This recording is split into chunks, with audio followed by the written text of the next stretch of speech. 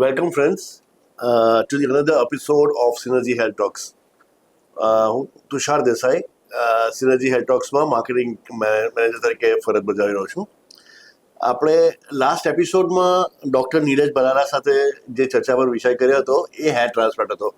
આજે એક બીજો ઇન્ટરેસ્ટિંગ ટોપિક લઈને અમે આવી રહ્યા છે. આ વખતેનો જે ટોપિક છે એ ડાયાબિટીસને લગતો છે અને ડાયાબિટીસને લગતા જે ઇશ્યુઝ છે, જે નોર્મલ કોઝમાં જે તમારા ક્વેશ્ચન્સ હતા તેને આપણે આન્સર કરીશું. તો sir, welcome again to the talks. તો સર, ડાયાબિટીસ ના જે દર્દીને જે પગમાં જે આ નાનકડા ઘા ને બધું જે થાય છે એનું એકચ્યુઅલી બેઝ કારણ શું હોય છે? એ શાને કારણે થાય? જનરલી આપણે એવું સમજતા હોય કે ડાયાબિટીસના લીધે કિડની, હાર્ટ એ બધા ઉપર અસર થાય, પણ પગમાં લાંબા સમયના લીધે ડાયાબિટીસના લીધે ત્યાં આગળ જે લોહીની નસ હોય છે એમાં ડેમેજ થતું હોય છે, એથેરોસ્ક્લેરોસિસ થાય છે. આ ઉપરાંત બી જ્યાં પગના હાડકા છે, ત્યાં આગળ લિગામેન્ટ છે, એ બધાની અંદર અને નસોમાં ડેમેજ થતું હોય છે, જેના લીધે શું છે કે ત્યાં પગમાં મહેસૂસ કરવાની ક્ષમતા ઓછી થઈ જાય છે અને ઘણીવાર ઝીણા ઝીણા ઘાવ પડતા હોય છે જે ટ્રોમાના લીધે થાય, પણ પેશન્ટને ખ્યાલ બી નથી આવતો અને ઘણીવાર ચાલતા ચાલતા ચપ્પલ બી નીકળી જતા હોય છે. પણ આવી કન્ડિશનમાં જે ઘાવ હોય છે એની જાતે રૂજાતા નથી અને એના લીધે આપણે સ્પેશિયલ ટ્રીટમેન્ટ કરવી પડે છે. તો સર, ડાયાબિટીસ તો સાંભળ્યું હતું, અલ્સર પણ સાંભળ્યું હતું, પણ diabetes ulcer is something new scientific something advancement છે રિસર્ચ આ બાબતમાં, કે it is an old concept પણ એને આટલું બધું સિરિયસલી નહીં લેવાતું હતું? એ ઘણા મતલબ જૂના જમાનામાં અને ટાઈમ પહેલા ડાયાબિટીક ફૂટ અલ્સર અને જે સેલ્યુલાઇટિસ એ બધું એક ટર્મની અંદર આપણે સમજતા હતા અને કોમન ટ્રીટમેન્ટ જે ડિબ્રાઇમેન્ટ છે કે એમના ઉપર સ્કિન ગ્રાફ્ટિંગ ને રૂટીન ફ્લેપ સર્જરીસ જે હતું એ આપણે ટ્રીટમેન્ટમાં કરતા હતા. પણ હવે ધીરે ધીરે જે નવા રિસન્ટ એડવાન્સીસ અને રિસર્ચના અકોર્ડિંગ હવે એના પર depending on the condition of bone આપણે બાયોમિકેનિક સર્જરીસ બી કરતા હોય છે અને વેરિયસ આપણે ડાયાબિટીક ફૂટવેર અને ઇન્સોલ્સ બી યુઝ કરતા હોય છે, જેના લીધે જે અનટ્રીટેબલ અને લોંગ સ્ટેન્ડિંગ જે ડાયાબિટીક અલ્સર્સ હતા એ આપણે હવે ધીરે ધીરે એને ટ્રીટમેન્ટ બી કરતા પોસિબલ થાય છે. તો સર, આ ડાયાબિટીસના જે દર્દીઓ છે ઘણીવાર એમને પગની જે સંવેદનશીલતા છે તો એ આને કારણે જ ઘટે છે? હા, એ લાંબા સમયના લીધે ડાયાબિટીસના લીધે ઘણા ટોક્સિક અને ઘણા મેટાબોલિક સબસ્ટન્સ કે જેના લીધે જે ત્યાં મહેસૂસ કરવાવાળી જે નસ હોય છે, જે ચેતા આપણે ગુજરાતીમાં કહીએ છીએ, એના પર અસર થતી હોય છે અને ડેમેજ થઈ જવાના કારણે ઘણીવાર પેશન્ટને ખ્યાલ બી નથી હોતો અને પગના ભાગે એમને ચોટ લાગે છે અથવા તો ચપ્પલ નીકળી જાય ત્યારે બી એમને ખ્યાલ નથી હોતો. તો સર, આપણે એવું સાંભળવા મળે છે કે નાનો મોટો ઘા પણ હોય તે પણ ડાયાબિટીકમાં જલ્દી રૂજાતો નથી, તો એનું કારણ શું હોય છે સર? એટલે એના બી ઘણા રીઝન હોય છે. એક તો કે ત્યાં જે લોહી પહોંચાડવાવાળી જે નસો હોય છે એમાં પ્લેક્સના લીધે, એથેરોસ્ક્લેરોસિસના લીધે જે નસોની જે દિવાલ જે ઘણી પતલી થઈ જાય છે એટલે લોહી પહોંચતું નથી હોતું. ઉપરાંત ડાયાબિટીસ સુગરના લીધે ત્યાં આગળ ઇન્ફેક્શન થવાના ચાન્સ વધતા હોય છે.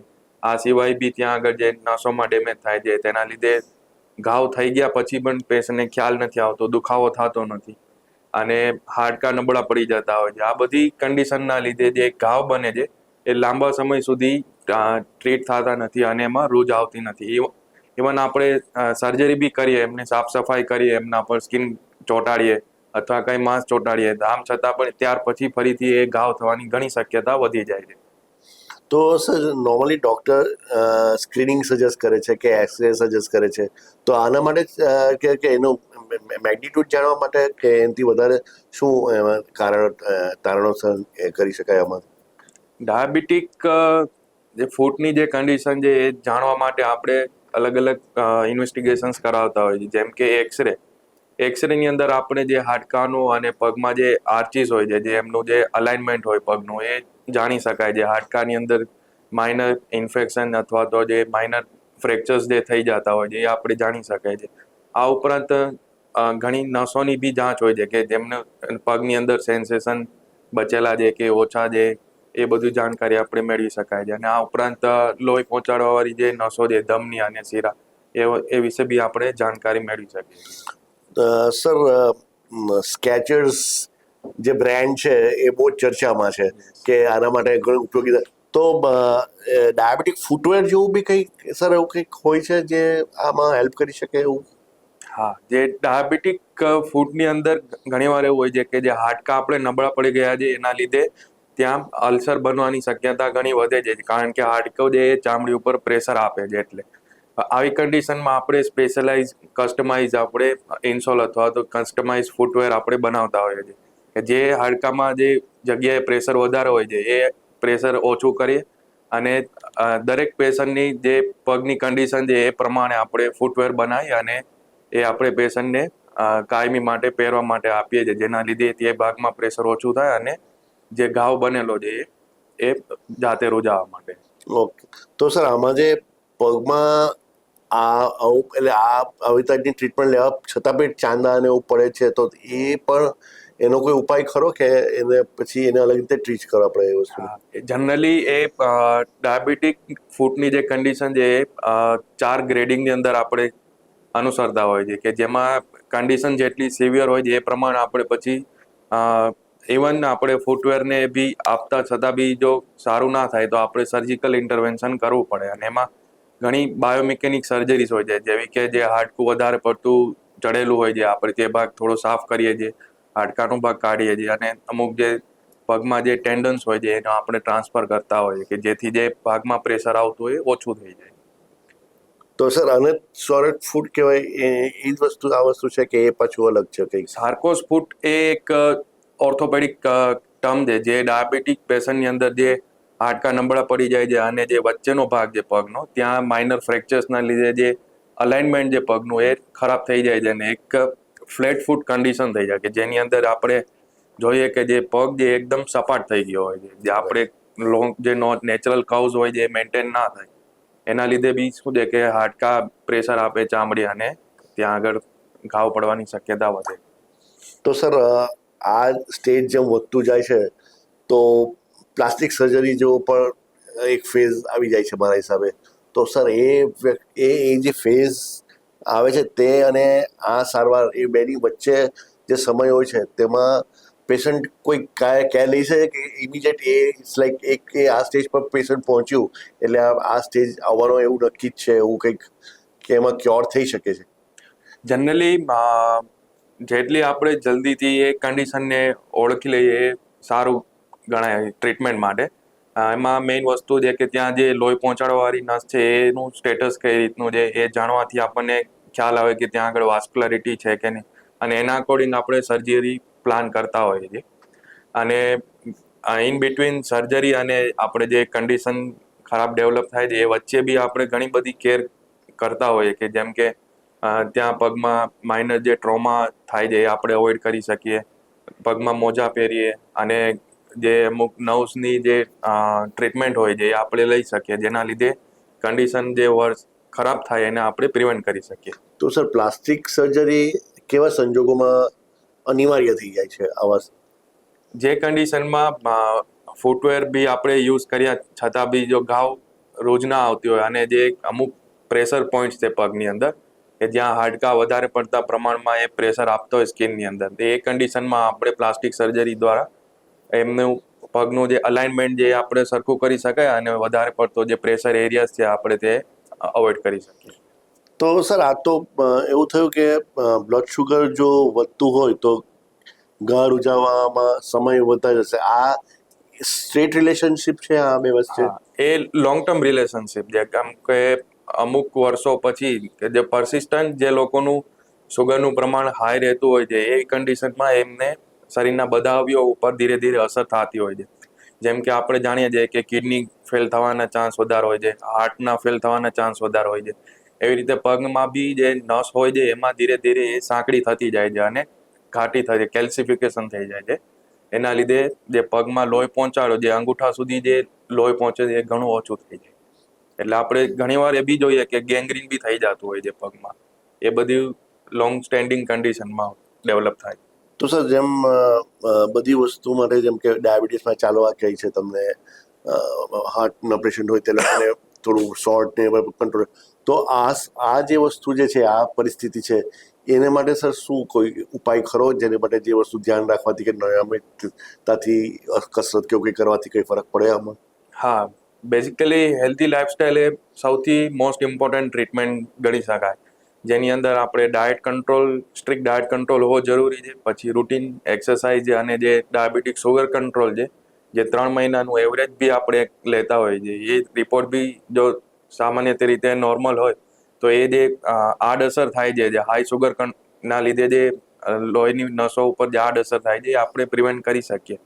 અને બાકી ડાયાબિટીક ફૂટ માટે આપણે પ્રિવેન્ટિવ મેઝર્સ લેતા હોય છે, જેમ કે મોજા પહેરીએ છીએ, ફૂટવેર પહેરીએ છીએ, કે જેના લીધે આપણે ઘાવને અને હાડકાને આપણે સપોર્ટ આપીએ છીએ.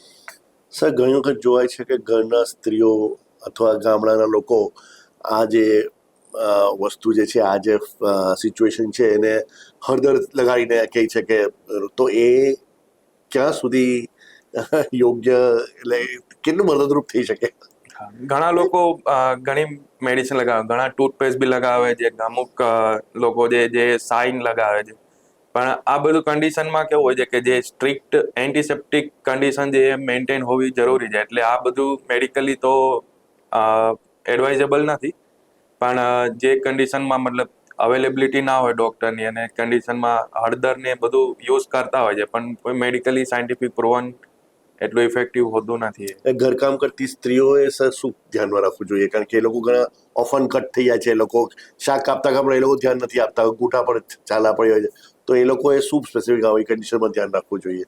હાઈ કન્ડિશનમાં મેઇન તો શું છે કે ઘરનું જે સાફ સફાઈ રેગ્યુલર થાય, કારણ કે જે માઇનર કાચના ટુકડા છે કે માઇનર કોઈ ધાતુ કે જે કોઈ વસ્તુ પડેલી હોય અને જેની ઘરના અંદર ડાયાબિટીક પેશન્ટ હોય એમને ખ્યાલ બી ના હોય ને ત્યાં આગળ ઘાવ થવાના શક્યતા વધી જાય છે. આ ઉપરાંત જે પેશન્ટ છે એમને ફૂટવેર અથવા તો જે સોક્સ છે એ પહેરાવી રાખવા જરૂરી છે, કારણ કે એ શું છે કે ત્યાં ઘણીવાર નેલ કટરથી નખ કાપતી વખતે બી જો આપણને ખ્યાલ ના હોય એમ એ કન્ડિશનમાં એમને સેન્સેશન હોવાનું નથી, અને એ વધારે નખ કાપી લે તો જે ડેમેજ થાય છે એના લીધે બી ઘાવ વકરી શકે છે. તો એટલે નેલ કટરથી નખ કાપતી વખતે પણ ધ્યાન રાખવું હા, જરૂરી છે. ત્યારે જેમને ડાયાબિટીકના લીધે પગમાં કે અથવા હાથમાં જે સેન્સેશન લોસના જે ચાન્સીસ છે જે થઈ ગયા છે, એમને ખાસ ધ્યાન રાખવું જરૂરી છે. સર આપણે આગળ પ્લાસ્ટિક સર્જરી પર વાત કરી, તો એ ક્યારે જરૂરી બની રહી છે કે હવે that is the last thing you have to do it, એવું કોઈ સ્ટેજ આવી જાય ખરું આમાં, એટલે આ સ્થિતિમાં કે હવે તમારે કોઈ રસ્તો છે જ નહીં, you have to go for surgery? Mainly તો જ્યારે ડાયાબિટીક ફૂટ અલ્સર્સ જે ઘાવ ડેવલપ થતા હોય છે એનું આપણે પ્રોપર એસેસમેન્ટ કરવું જરૂરી છે, અને જો એમાં કોઈ ખરાબી જણાય એક્સરે અથવા તો કોઈ ઇન્વેસ્ટિગેશનની અંદર અને લાંબા ઘાવ હોય કે જે બીજી બધી ટ્રીટમેન્ટ કરાવે કે જે તેમાં મલમ લગાડીએ, એના ઉપર સાફ સફાઈ કરાવીએ, ડિબ્રાઇમેન્ટ જે પ્રોસિજર એ બધું કરવા છતાં બી ટ્રીટ ના થાય તો એના માટે પછી પ્લાસ્ટિક સર્જરી કરવી અનિવાર્ય છે. તો સર આપણે એક ક્વેશ્ચન આવ્યો છે, ટ્રોફિક અલ્સર આપણે જે ચર્ચા કરી એમાં જ આવી ગયું કે એ કંઈક અલગ છે? ટ્રોફિક અલ્સર જનરલી એક મેડિકલ ટર્મ છે કે જેમાં પ્રેશર પોઈન્ટ્સના લીધે જે ચામડી ઉપર પ્રેશર આવે છે અને ત્યાં આગળ પછી લોહી પહોંચવાનું ઓછું થાય છે અને જે ઘાવ પડે છે એને ટ્રોફિક અલ્સર અથવા તો જે પ્રેશર અલ્સર આપણે કહેતા હોય. તો સર આ જે પ્લાસ્ટિક સર્જરી જે છે એનો આદતમ શું ખર્ચો એ કરી શકાય? જનરલી એ કન્ડિશન પર ડિપેન્ડ કરતા હોય છે. અમુક કન્ડિશન એવું હોય છે કે જેની અંદર એક્ટિવ ઇન્ફેક્શન બી હોય છે કે જેમાં ઘણો બધો સોજો ને એવું સાથે હોય છે પેશન્ટને.